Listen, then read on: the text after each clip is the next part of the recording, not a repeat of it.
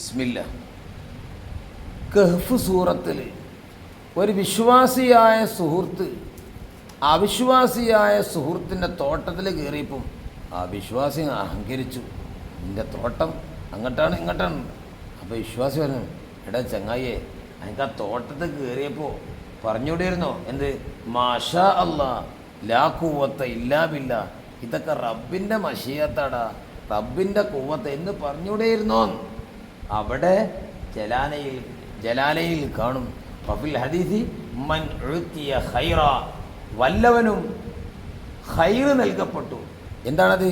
മിൻ അഹ്ലിൻ ഔ മാലിൻ, ഇഷ്ടംപോലെ കുടുംബം, മക്കൾ, 4 ഇണകൾ, കുറേ മക്കൾ, 10 മക്കൾ, ഐശ്വര്യം നല്ല ഇസ്സത്തല്ലത് അല്ലേ? പിന്നെ അല്ലെ ഇഷ്ടംപോലെ സമ്പത്തൊക്കെ ഉണ്ട്. ആ സമയത്തോ പറഞ്ഞു ഇന്ദാലിക്ക, ആ സമയത്ത് മാഷാ അല്ലാ ലാ ഖുവത്ത ഇല്ലാ ബില്ലാ എന്ന് പറഞ്ഞാൽ ലം യറ ഫീഹി മക്റൂഹ, ആ സമ്പത്തിലും ആ കുടുംബത്തിലും ആ മക്കളിലും അവൻ അപകടം എത്തിക്കൂല, വെറുക്കപ്പെട്ട കാര്യം കാണൂല. അതാ നമ്മൾ മാഷാ അല്ലാ മാഷാ അല്ലാ അറിയല്ലേ.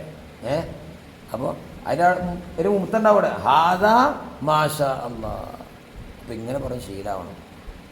മാഷാ, എന്നാൽ അപകടങ്ങളും വരില്ല ഇത്.